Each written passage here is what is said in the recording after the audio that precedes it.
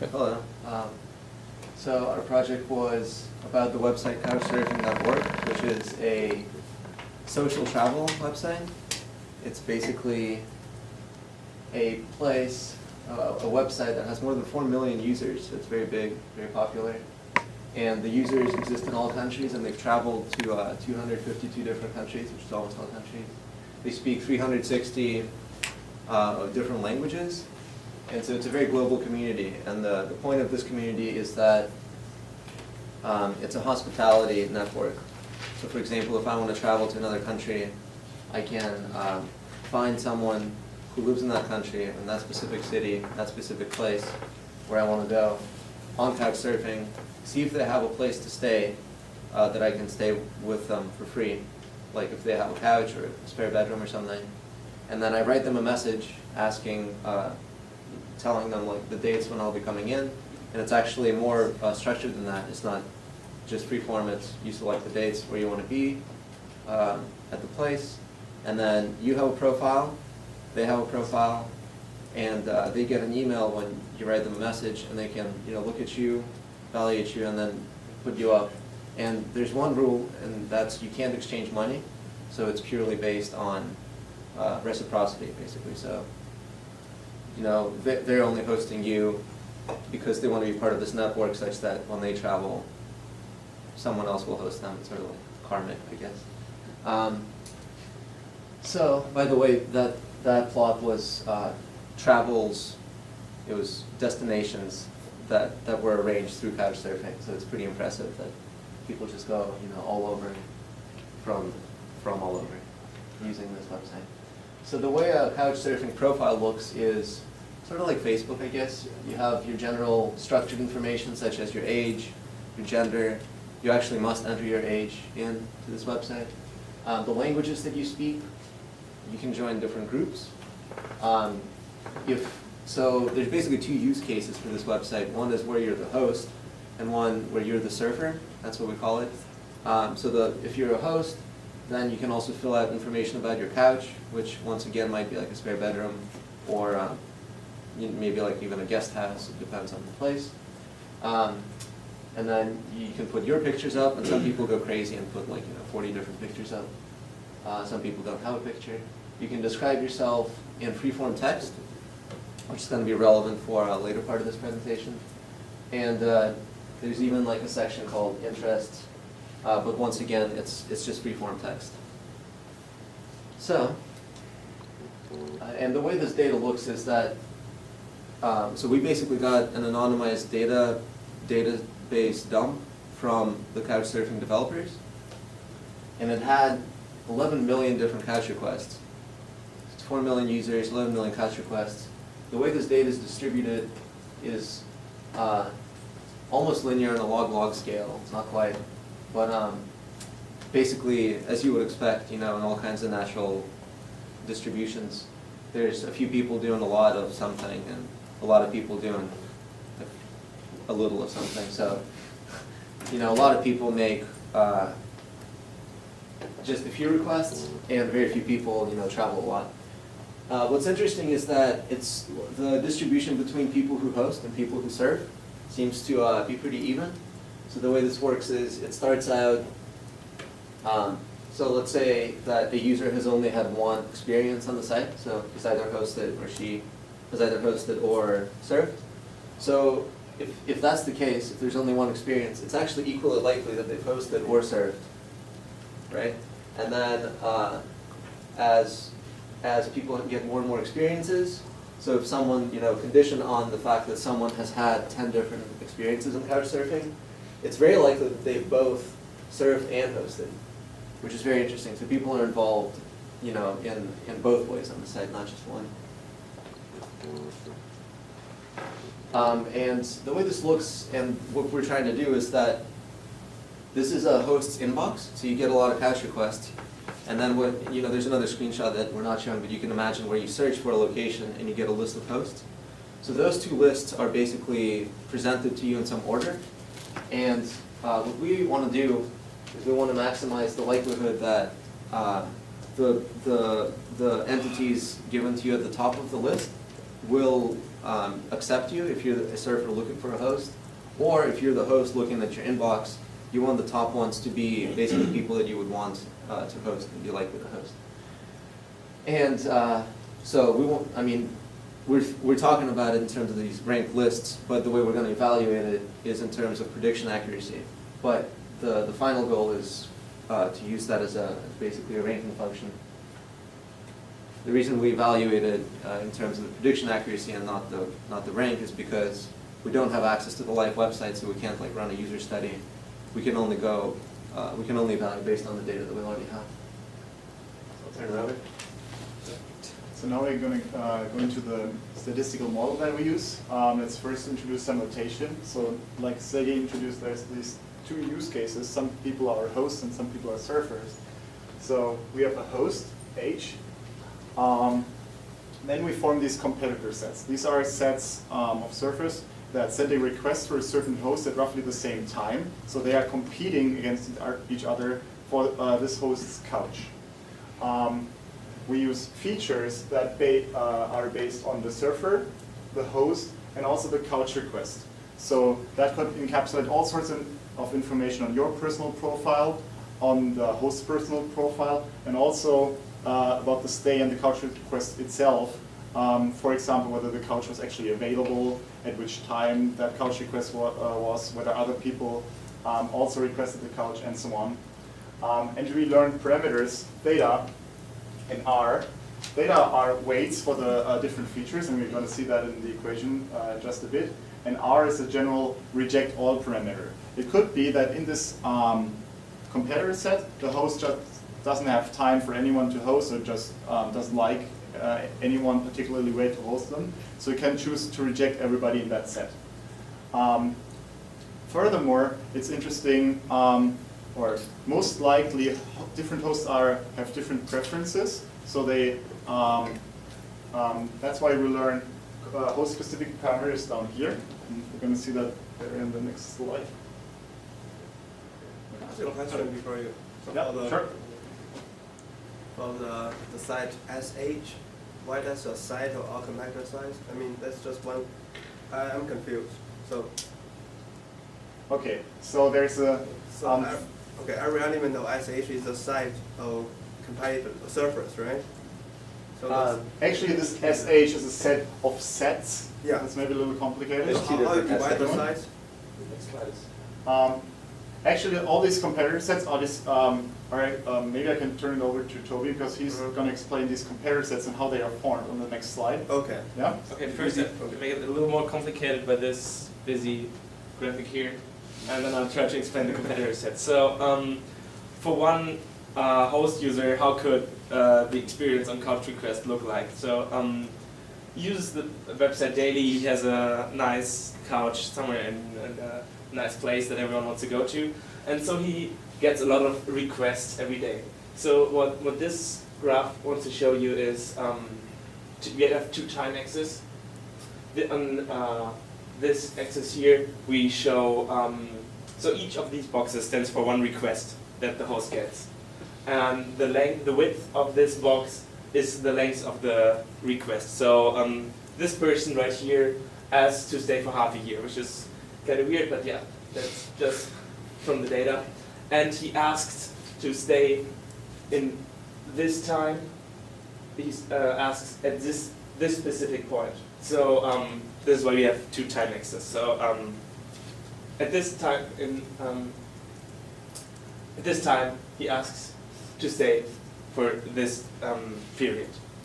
So now we see that these are heavily overlapping. So the host will, on his profile, get like 100, 200 requests and can't see which one he likes most. So we want to get it in an order so that the host just has to look at 20 of them and within those finds his favorite. To evaluate that, we say, okay, we have overlapping sets. So we have a set of surfers that compete against each other, and there's just one winner. So we think about how to form those sets. There's different ways, like if the periods overlap, then we say they fight for the same place in time, or if they, yeah, well, we spent quite a bit on engineering that, but then we went back to a very simple approach, which is, it's still just a user. He sits down in the evening at his laptop, spends 30 minutes there, looks through some of the messages, and then just chooses one if he likes it or not. He won't come back the next day and say, well, yesterday I rejected this guy, so today I like this guy, which means I rank between those two. We can't really gain any information from that, so we just say, at this specific point in time, like this is when he comes home in the evening and answers this request, here he answers this request, and then he goes through a little more and answers these 4 requests within a short time. Then we just define that as competing requests, where it doesn't really matter for which period in time they requested, but just when they did so. So this is a competitor set, and then the big SH was a set of these sets. So these two together. That side is indexed by time, basically. Yes, exactly. So yeah, that's how it works.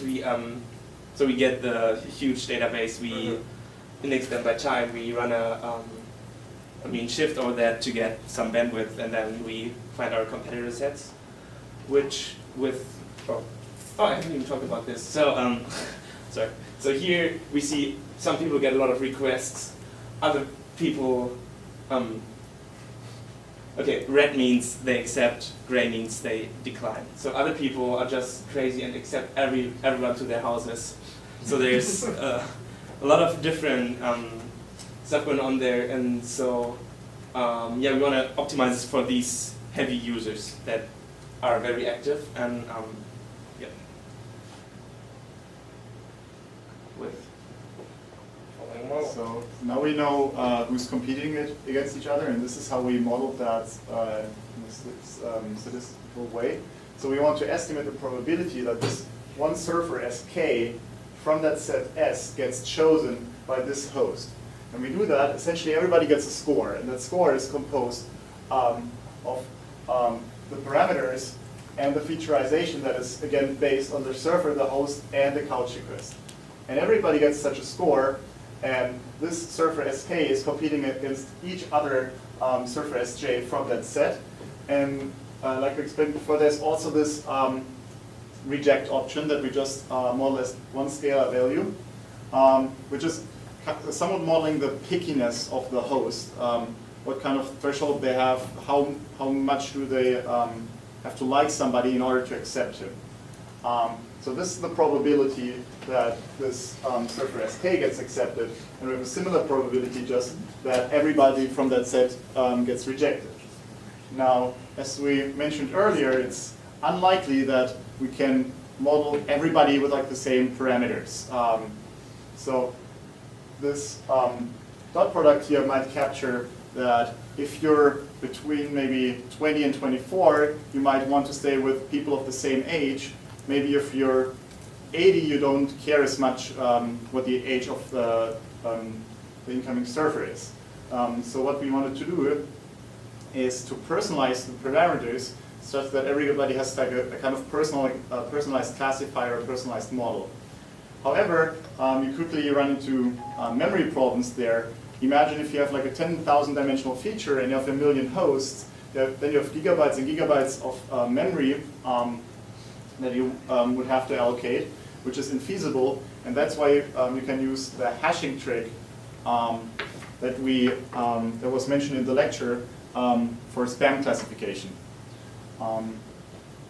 You could argue, why are we actually modeling these rejects? If you just look at it from a host perspective, he just wants to know which person is most similar to him, or is he most likely to accept.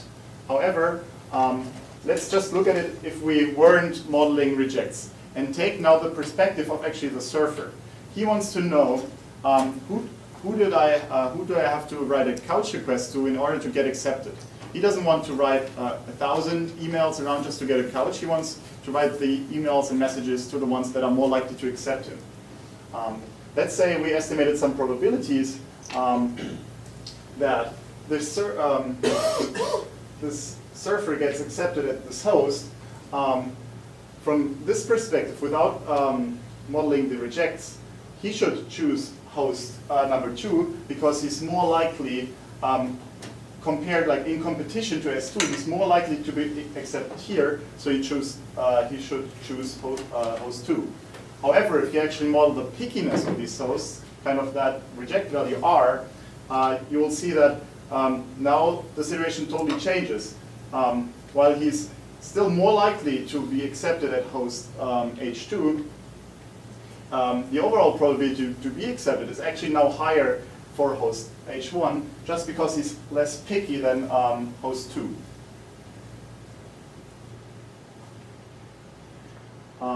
So this is how the model looks like if you actually allow for these personalized parameters. So essentially, instead of a theta, you just have the general parameter, kind of the average over all the hosts, and the host specific parameters. And you also model kind of a host-specific pickiness with that RH. Okay, so you can derive update equations for that. And I'm just going to give you the final result, and I want to provide some intuition about that. Because if you look at it, it's actually really intuitive and easy. So those are the parameters theta. This is just the standard term you always have if you add regularization. And you should always do that. And here's where it gets interesting. So we have a certain belief from our model that this guy Sj got accepted. And up here, this is the case where some guy Sk star got chosen.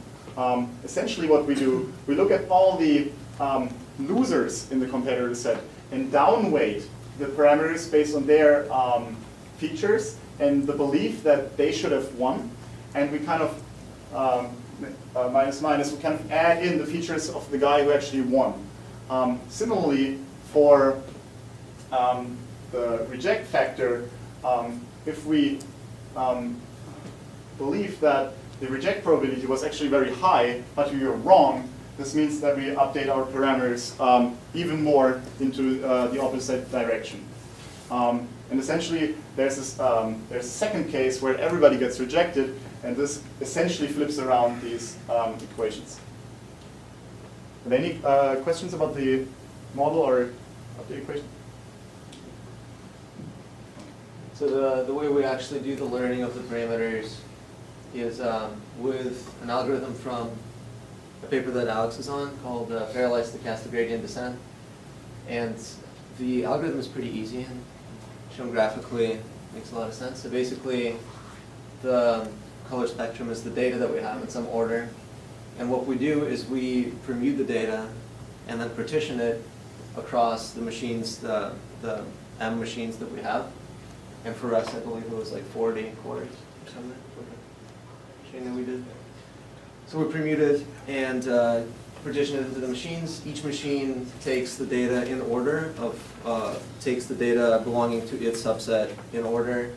Using stochastic gradient descent, it updates the parameter vector. And then at the end, they're brought back together and averaged. And an extra thing that we do is that we actually run this as an inner loop a few times to redistribute the theta back to the workers. And we also do cross-validation of the regularization parameters. So this algorithm basically works because it works without sampling with replacement because of the proofs that are in the paper. But it's interesting that you can just partition the set instead of actually sampling with replacement from it. Okay, so I'll talk about how we constructed the features. Like Tim said, the features are in terms of the surfer properties, the host properties, and the couch request. So what we wanted to capture in these features is certain affinities between features of the host and features of the surfer. So as Tim said, maybe 20-year-olds like to host 20-year-olds, but 40-year-olds don't really care. Or if girls like to host girls, but guys don't really care. So what we do here is we take a cross product between all the different values of age of the host with the cross product of all the different values of the surfer, and so we get all the combinations of surfer and host ages. And just really quickly in that phi function, the C refers just to the context of the request. So it's like the data belonging to the request. Yeah, That okay. wasn't, So for numeric values, this is easy. Like we can just split them up into even bins. What's more challenging is the text features. So as you recall from the first page, a lot of the features were user profile text, which is freeform text. To handle that, we did a lot of what the previous groups did with the text parsing. We parsed the profiles for specific interests that we pulled from Wikipedia and Freebase, and we looked for those interests within their profiles. And then we did a co-occurrence graph. What each node in the graph is it's an interest that appeared in a user's profile, and whenever two interests appear together in the same profile, we simply increase the edge weight between those two interests. So in the end, we pretty much get a network of interest where interests that co-occur with each other often are close to each other and have high weights. And then finally, we run a neighborhood detection algorithm on this graph to separate the graph into a bunch of clusters so that we can bin users. And as you can see here, this blue cluster, you can kind of see that it's kind of like the rock cluster. Like there's a lot of music related stuff and jazz, dubstep, bass that gets clustered together in this area. So once we have these clusters of interest, when a new user comes in, we simply parse his profile, get his interests, and put him in the right clusters. And that way we've binned him in terms of this profile, and we can do the same cross-product trick as we did before. Alright, so let's see how we did on that task now. Yeah, we have as baselines, we just try to figure out what the actual system, what they do right now. And we found some values, or respectively, you talked to the CEOs and they told you they use some priority. Yeah, so they kind of just do a simple weighting, like they put the people who have the most references first, or the people who have the most friends first. So it's like single feature baselines. Yeah, exactly. So we have like the friends links. Yeah. So we are top. We that's what this shows. So Nice. Yeah. So vertically there's the accuracy right now, and on the x-axis we have the size of the competitor set. So we just focus out a certain size of a set. Like if there's just two users in the set, so you have to decide 50-50 which one wins. Then yeah, the others do also very well, and well, this goes up to a lot higher. But if you see, can slightly see that this starts to separate, and we asymptote right here, and they will go down for larger sets. So yeah, the point just is like we said, for huge sets, for hosts with a lot of requests, we still want to do good. So that's the reason for the evaluation of growing with bigger sets. And then also, like we initially mentioned, the ranking.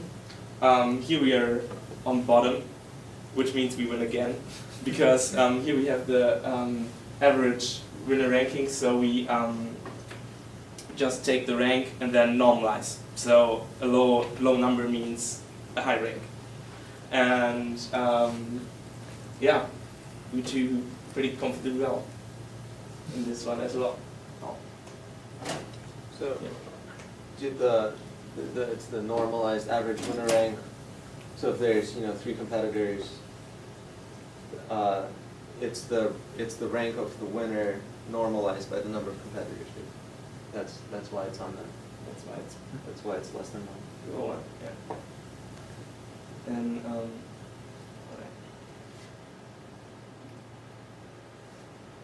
Okay, so just summing up what we just explained.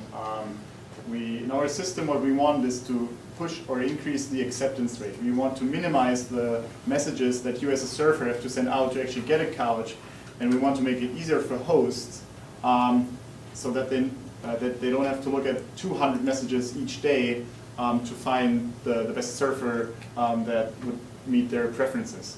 And if you are in Paris or in London, it could well be that you get 100 couch requests per day. So we are able to learn what different hosts prefer in the couch surfers. So preferences with respect to the language that they speak, where they come from, where they have traveled to, their age, and also the interests that we have seen and clustered in this interest graph. And we've also seen that we outperform several baselines, for example, a random baseline, but also these single feature baselines that are currently deployed at Couchsurfing. We couldn't do everything we wanted to. There are a lot of nice opportunities with that data set of Couchsurfing. And one thing we noticed is it's really hard to predict whether you get rejected or not, because that not only depends on you and the host and how well you match, but simply on his availability. He might just be away, he might be sick, he might have other appointments, and that's really hard to infer from the data that you can observe in this data set.